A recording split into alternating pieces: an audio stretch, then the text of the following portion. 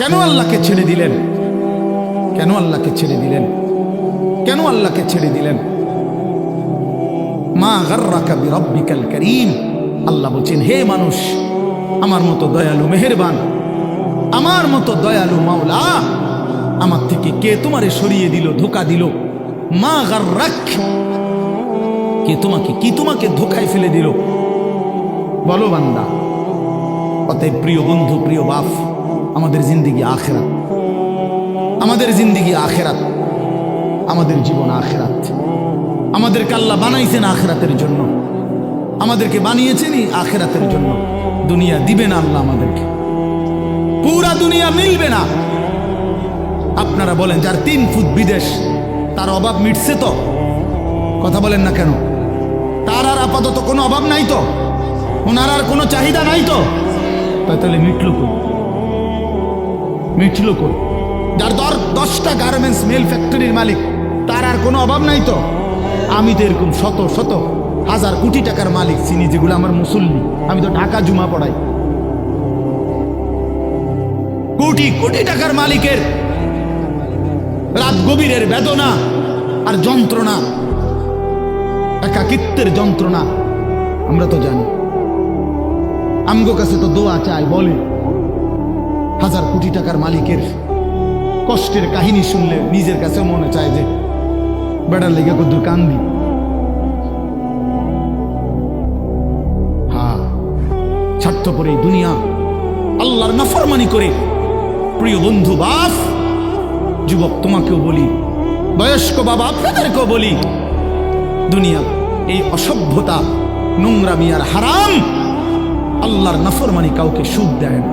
কোন সুদখোর পৃথিবীতে সম্মানিত হয় না, কোন ঘুষখোর পৃথিবীতে সম্মানিত হয় না, কোন জুলুমবাজ পৃথিবীতে সম্মানিত হয় না, কোন মদখোর, নেশাখোর, গাঁজাখোর, পুট্টাখোর, বাবাখোর, ডাইলখোর, ইয়াবাখোর, হারামখোর পৃথিবীতে দামি হয় না বেটা। কোন দুশ্চরিত্র বেপর্দা নারীকে পৃথিবীবাসী সম্মান করে না, এজন্য হারামখোর সম্মান পায় না। বিল্ডিং তো করছে, কিন্তু মানুষে আইটা যাইতে আইতে আরে থো সুদের টিয়া। প্রত্যেকটা গুনাহ মানুষকে 5টা ক্ষতি করে। 1 নাম্বার সাওয়াদুন ফিল ওয়াজহ, চেহারা কালো করে। 2 নাম্বার জুলমাতুন ফিল কলব, অন্তর অন্ধকার করে। 3 নাম্বার ওয়াহানুন ফিল বাদান, শরীর দুর্বল করে। 4 নাম্বার দাইকুন ফির রিজক, রিজিক কমিয়ে দেয়, খাদ্য খাবারের চাহিদা কমিয়ে দেয়। আর 5 নাম্বার হলো বুগদাতুন ফি কুলুবিল খালক, মানুষের অন্তরে ঘৃণা তৈরি করে। সাহাবায়ে কেরাম এটা বুঝতেন, এজন্য নিজের জন্য নবীজির কাছ থেকে নিত্য দিন আমল জিজ্ঞেস করতেন। আয়েশা নবীজিকে বলতেন, ইয়া রাসূলুল্লাহ মুরনি বিআমালিন দুল্লানি বিআমালিন মুরনি বিশাইইন। ইয়া রাসূলুল্লাহ, আমাকে একটা আমল বলে দেন, আমাকে একটা নেক আমলের আদেশ করে দেন, আমাকে একটা নেক কাজের কথা বলে দেন। আল্লিমনি মিম্মা আল্লামাকাল্লাহ, হে আল্লাহর নবী, আল্লাহ আপনাকে যে ইলম দান করেছেন কোরআন সুন্নাত, আপনি আমাকে সেখান থেকে কিছু শিখিয়ে দেন। এই যে শিখতেন, জানতে চাইতেন নিজের জন্য। হযরত জুনদুব ইবনে আব্দুল্লাহ, একজন সাহাবী, জুনদুব ওনার নাম, 14-15 বছরের সাহাবী।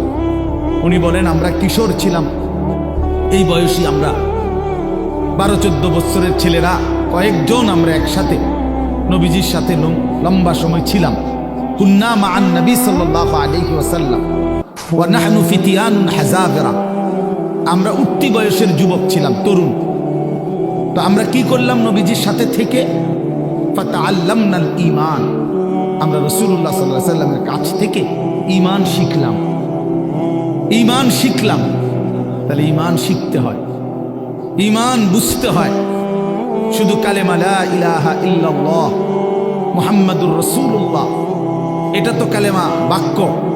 যে এটা আমার কাছে কি চায়, এই কথা আমার কাছে কি দাবি করে? লা ইলাহা ইল্লাল্লাহ বলতে আমাকে কি বলতে চাচ্ছে? মুহাম্মাদুর রাসূলুল্লাহ বলতে আমার কাছে কি বলতে চাচ্ছে? এটা বোঝা উচিত, এটা শিখার বিষয়, জানার বিষয়।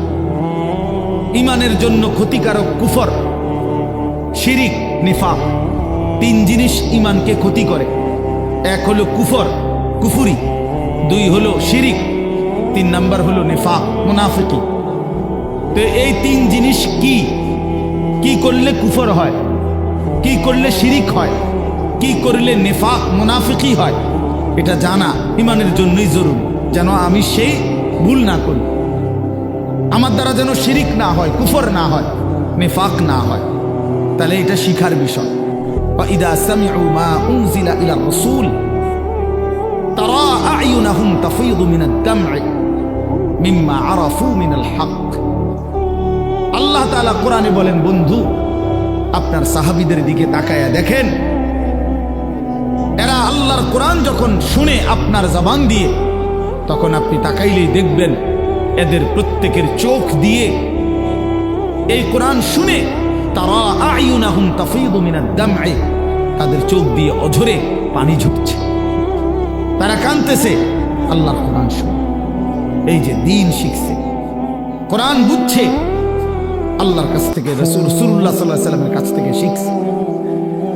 এই জন্য দোস্ত, আমরা অনেক মানুষ আছি বছরের পর বছর, দিনের পর দিন মসজিদের ইমাম সাহেব জুমার বয়ান করে, কেউ পাত্তা দেয় না, বেচারার বয়ান বেচারাই করে, বয়স্ক লোক বসে বসে জুরায়, আর কিশোর তরুণ নওজোয়ান পিছনে বসে খামখেয়ালি গাফলতি দুষ্টামি করে। তাদের দিলের মধ্যে ইবলিস শয়তানে বসায় দিছে যে হুজুরদের এসব কথা তোদের জন্য না, এগুলোর মধ্যে কিছু নাই, এগুলো কোরআন হাদিসের কথা, এগুলো হুজুররা, এগুলো ওনাদের ব্যক্তিগত বিষয়, তোদের জন্য না। এজন্য ছেলেরা মনোযোগী হয় না, অথচ আল্লাহর কোরআন তো আমার জন্য, তোমার জন্য, প্রত্যেকের জন্য।